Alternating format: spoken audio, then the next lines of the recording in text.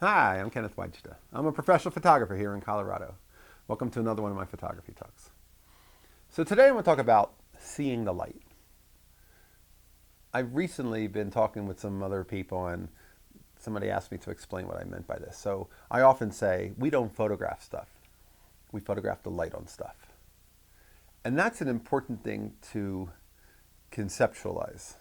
Because when you're driving to work, when you're walking down the sidewalk, you can look around at the light on things and you can imagine that you're not photographing the stuff, you're photographing the light on stuff.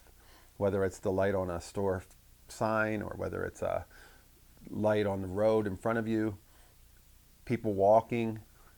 If you learn to see light, the goal is to see what the light is doing so that you can see how the light will respond once it hits a sensitive material like a digital sensor or a piece of film.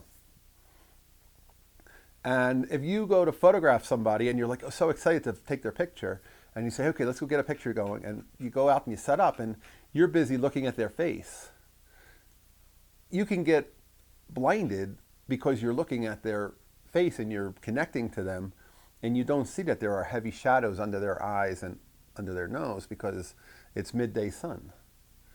But if you're aware of light, then you don't go out and say, let's go get your picture, and don't notice that. Of course you notice that, and then you turn them around so that they're side lit or backlit, and they're no longer carrying those heavy raccoon eye shadows and heavy shadows on under their nose, because you've seen the light. And once you see the light, you get good at seeing the light because you can't stop seeing it. I've often taken people to windows at places and they're going, why are we going up here? I'm like, because that's where the light is. I've often photographed in a pub and I bring them to where the neon lights are really bright from beer signs, because then I'll get some color on their face. And then they say, oh, I see what you're saying. Now I see it on you too. But the light is the most important thing we have to watch for.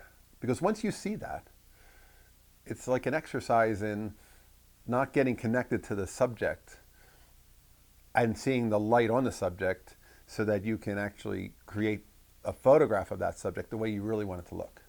And to expect it'll look exactly like you're thinking it'll look. Like I said, that's a big trick to seeing.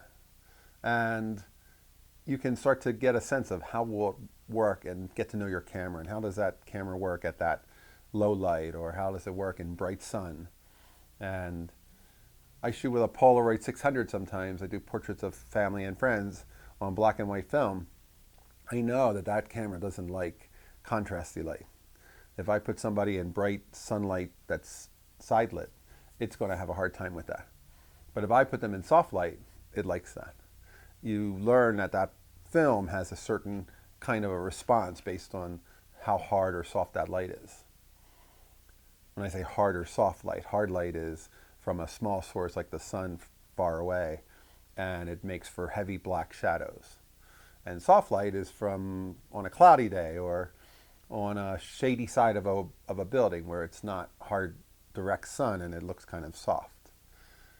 Typically I like to photograph in soft light for portraits or backlit in full sun so that they're not looking at the sun and squinting, and they don't have dark eye shadows. So that's the biggest thing that I teach over and over is learn to see light. Watch the light wherever you go and use it. And if you're photographing someone and they're sitting in the darkest part of the restaurant, ask them to come up to the front of the restaurant where the light is, or open a door. Back at the newspaper I worked at, I remember one time shooting at a business of some type, and somebody said, oh, how did you like that? And I said, I opened the garage door. It was a business with a big garage bay, and I'm like, I just opened up the garage door and let some light in. But you don't have to reinvent everything. You don't have to carry all the light with you, although you could. You could bring light. You could bring flash. I joke with people that they say, oh, I'm an available light photographer. And I say, well, a flash is available light if you have one in your pocket. And you can bring that, and then you learn how to use that and supplement what's there with what you brought.